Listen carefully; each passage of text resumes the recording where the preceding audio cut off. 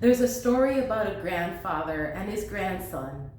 The grandfather tells his grandson, there are two wolves that live inside each and every one of us, and they continue to battle and battle and battle, and they're fighting each other. One wolf is full of fear, sadness, loneliness, anger. The other wolf is full of love, joy, peace, gratitude, hope. The grandson turns to his grandfather and says, "Who wins this battle?" The grandfather replies, "The one you feed the most."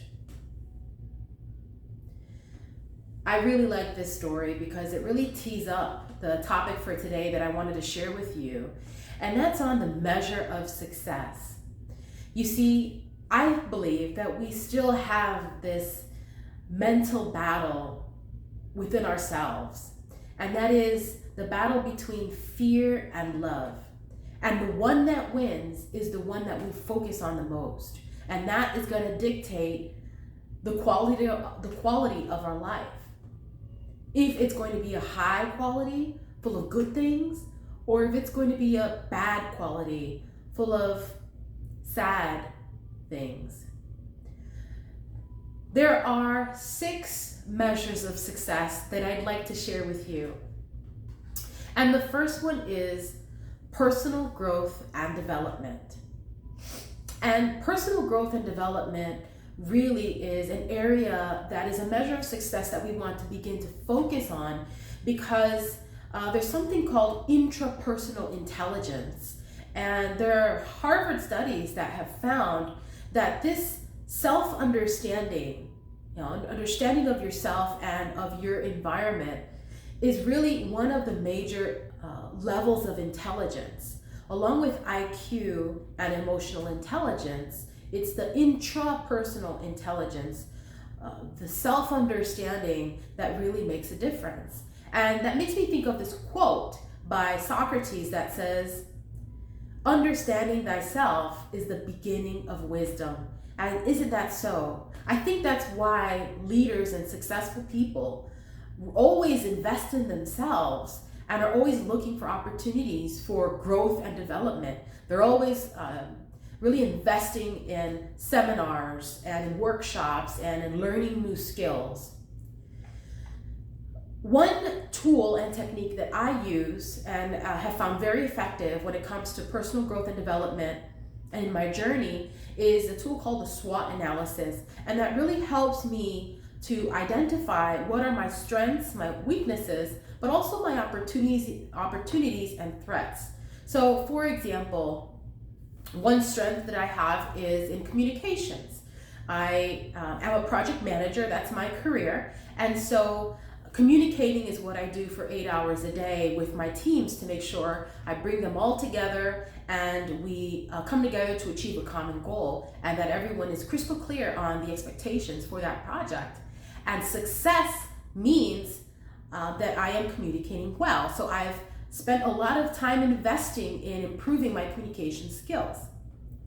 Now, there are weaknesses that I have, and I've identified those. So for example, a lot of times I get caught up in the details of things, and I have a hard time delegating those tasks because I get really caught up in them, and I try to fix it when I really should step back and delegate that so that others can work on that and I can begin working on the next opportunity. So that's a weakness. An opportunity, for instance, could be, an area that you don't really tap into. For instance, I would love to learn to draw and access my creative side and skills, maybe learn how to play an instrument. And I sincerely believe that if I really hone those skills of creativity, that's really going to support me to improve in other areas of my life as well. What's that saying that says the high tide rises all boats? So that's going to be that high tide that's going to rise all of different areas of my life. So I'm really looking forward to that, and that's an area of opportunity. A threat, for example, could be something that maybe I'm not very much aware of that I have to be. So for example, a threat can be time. I don't have enough time in the day to do everything that I want to do. So that's a threat that I've identified, right? And so now that I've spent time in self-assessment, now I can take that threat and say, wait a second, if time is a limiting factor in my life, and I've got all these things that I want to do, then maybe I need to study about productivity and time management skills so that I can be most effective with that time that I have. And the fact that I've identified my weakness, I'm able to say, hey, okay, what are the things that I can do to help reduce this weakness and its impact in my life? So I encourage you to use this tool, the SWOT analysis, strengths, weaknesses, opportunities, and threats, as a personal SWOT. I know that this is a tool that we commonly use in business, but I challenge you to try to do that for yourself and see how that can support you. The other tool for personal growth and development I would encourage you to try is a 360 feedback. And what that means is you're essentially asking your friends and family closest to you, what are your 3 strengths and 3 weaknesses? And make a game out of it. Tell them that you're not going to take it personally, and then see what comes back. And that's gonna, in my personal experience, that has given me a lot of aha moments. It's given me humble pie, a slice of humble pie, because I just have to accept that feedback even though I don't agree with it. And some of that feedback got me a little angry. When I got that, I was like, wow, why is this triggering me? But you might experience that, so I'm warning you that that's gonna happen, it could happen, and that's okay. And that helps with your self-awareness, right? Knowing thyself is the beginning of wisdom. So that is a measure of success, how well you know yourself. I encourage you to invest in your personal growth and development as number 1 measure of success. The second measure of success is loving relationships. It's the relationship piece that most of us struggle with. And I'll tell you, that's the number 1 area in life that really dictates the quality or lack of quality of our life is relationships. And I think we felt that the last couple of years, that sense of isolation and loneliness because of the challenges that we all faced globally and how we've had to adapt to that. And so that helped us really, I think about how important relationships really are to us, especially when they were taken away. And so what can we do now to heal relationships so that doesn't become a challenging aspect in our life, but it's an area where we flourish and it adds color and flavor and texture to our life. Loving relationships are a challenge to some. In fact, I would actually say most of us, because I think we've all had that experience of having a strained relationship with a family or a friend. And we've had that fork in the road of a decision to make. And that decision is, okay, I've got this strained relationship. Do I heal the relationship? Do I make amends? Exchange forgiveness, listen, right? These skills of forgiveness and listening and moving forward and healing are all elements to a relationship you want to heal and build from. And it could actually grow stronger because of that. Or it's a strained relationship that we would rather heal and let go and have the skill set to be able to understand how do we do that with grace. And also, how do we set boundaries? Because it might not necessarily be 100% letting go. Maybe we need to have this person in our life. Maybe it's a coworker that sits right next to you in your cubicle. You can't necessarily let go of that relationship if it's toxic, but you can set boundaries. So what are boundaries? Define what those boundaries are and implement them.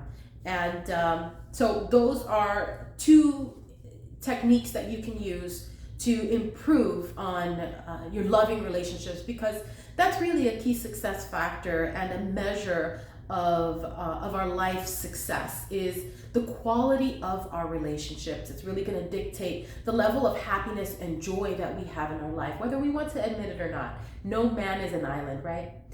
The third measure of success is health and wellness. Health and wellness. And, when we think about health and wellness, two things that come up in my mind very quickly is exercise and diet. We all know this, right? But let's talk about this, because if you're sick and you're not able to, for instance, walk up a flight of stairs without huffing and puffing, that's really going to impact you. That's going to impact your quality of life. So having a exercise routine that is built not just on cardio, but maybe spice it up with some stretching and maybe some strength training, so that you have a diversified exercise routine. Maybe you're always in the gym. How about trying to exercise outside, going for a run, or try different things like rollerblading or swimming, introducing that so that it adds more flavor and texture into your exercise routine. Or in your diet, let's try to eat more fruits and vegetables and more hydrating, less sugary drinks, like more water. And our physical health and well-being really dictates the quality of our life. And so it's really going to be a game changer if we structure our lifestyle in such a way that this becomes a priority. Personally, I've suffered with this. I'm currently in my weight loss journey. I gained 50 pounds from my pregnancy, and I'm still working on that. And so that's been a struggle that's helped reveal a lot of personal truths for myself. And I've gotten a lot of aha moments that have nothing to do with my weight and more to do with my mental health. So this was interesting. Another challenge that I had with health and well-being is the challenge I have with anemia. I was anemic and I was always exhausted and tired, and I never had enough energy to show up in my life fully like I wanted to. So I had to take time to pay attention to that, focus on that, and heal that area through, certainly introducing vitamins into my diet and being more aware of that to make sure that I'm more consistent. So that is point number 3 for a measure of success, is ensuring that our health and well-being is a focus in our life so that we continue to feed progress in that side. The fourth is a peace of mind. So we talked about the physical quality of our life with health and wellness. How about our mental? Peace of mind is really going to dictate our level of success, and tools that we can use to help with that is mindfulness. I found the book from Jon Kabat-Zinn, his exercises, to be phenomenal when it comes to mindfulness. So I encourage you to look. There's a book called Wherever You Go, There You Are. That is a great book that started my journey actually in mindfulness. The other tools and techniques for peace of mind is meditation and prayer. There are so many studies that show the benefits of meditation and prayer done consistently over the period of time for our mental health. The fifth definition of success and measure of success is financial freedom. Once we take time to invest in our ability to understand finances, and I mean holistically, get our finances in order, our savings, making sure we have enough savings, making sure that our investments are actually flourishing and supporting us, calling attention to our budget and how much our income versus expenses, where does our money go? Having that in order and having a path to financial freedom is really a measure of success. Because if you'd rather be spending time outside and learning new skills and being more creative, but you're stuck in a corner office, and that's not where you want to be, but you're doing that to pay for your lifestyle, that's not really going to support you. That's not a high quality of life if you're working, but you'd rather be doing something else. So setting ourselves up for financial freedom and having that journey is really a measure of success. And the sixth is having a life purpose. Life purpose through having a set of goals, short-term and long-term goals that support us and that helps us to expand our mindsets and the opportunities that can be available to us. For instance, maybe you want to travel internationally and learn about new cultures. That can be a possibility if you take the time to just sit down and write down your set of goals. So I'll challenge you. I personally do this myself. I'll write what are my top 10 goals. And I do this actually on a daily basis. And it's really fun to see how that helps me stay focused on my goals. And I get to mark them off as they come to fruition. So those are the measures of success, and I encourage you, just like I shared with you in the onset with the story about the two wolves, there's so much negativity out there that can affect our minds and can easily make fear, loneliness, sadness, negativity, and anger creep up and bubble up into our souls. And the only way we can overcome that is by feeding the other side of ourselves of love, joy, peace, hope, gratitude, and focusing on the measures of success. Because if we focus on that and we build on those areas, then we just are not going to have time for example, toxic relationships or gossiping or anything that's going to really introduce the negativity. So focusing on what success means to us, the measures of success, is going to support us to have a high quality of life.